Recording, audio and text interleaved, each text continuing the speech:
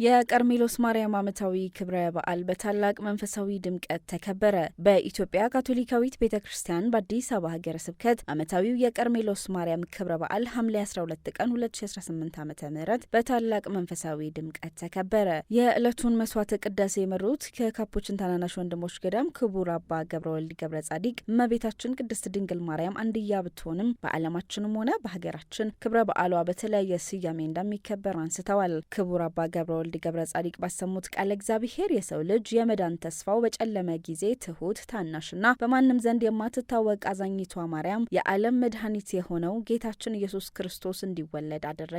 አሁን ባለንበት ዘመን ብዙ የተስፋ ማጣት፣ የእምነት ድርቅ በዓለማችን በሀገራችን በህብረተሰባችን ውስጥ ተስፋፍቶ ይገኛል በማለት ይህንን የእምነትና ተስፋ ማጣት የምናጠፋው በመካከላችን እውነተኛ ፍቅርን፣ ይቅር ባይነትን በማንገስ እንደሆነ አስተምረዋል። እኛ የእግዚአብሔር ልጆች በማንኛውም ፈተና ውስጥ ገብተን ብንፈተን እግዚአብሔርን ይዘን የማናልፈው የመከራ ጊዜ አይኖርም። እንደ እመቤታችን ቀርሜሎስ ማርያም የእግዚአብሔር እውነተኛ ደቀ መዛሙርትና አብነቷን ተከታይ እንሁን። በሁሉ ነገር በተመቸንም ባልተመቸንም ጊዜያት ሁሉ የእግዚአብሔርን ቃል ለመፈጸም በመጣር የእመቤታችን ቀርሜሎስ ማርያም ወዳጅ መሆናችንን እናረጋግጥ በማለት አስተምረዋል። የእንኳን አደረሳችሁ መልእክት ያስተላለፉት የቀርሜሎስ ማርያም ቤተ ጸሎት ቆሞስ ክቡር አባ በረከት ቶማ ክብረ በዓሉ በደመቀ ሁኔታ እንዲከበር በየደረጃው አስተዋጽኦ ያደረጉ አካላትን አመስግነዋል። የቤተ ጸሎቱ ምዕመናን ምክር ቤት አቶ ታደለ ደጀኔ ባስተላለፉት መልእክት ቤተ ጸሎቱን ወደ ቁምስና ለማሳደግ ከዛሬ 30 ዓመታት በፊት የተጀመረውን ሀሳብ እውን ለማድረግ ካቶሊካውያንና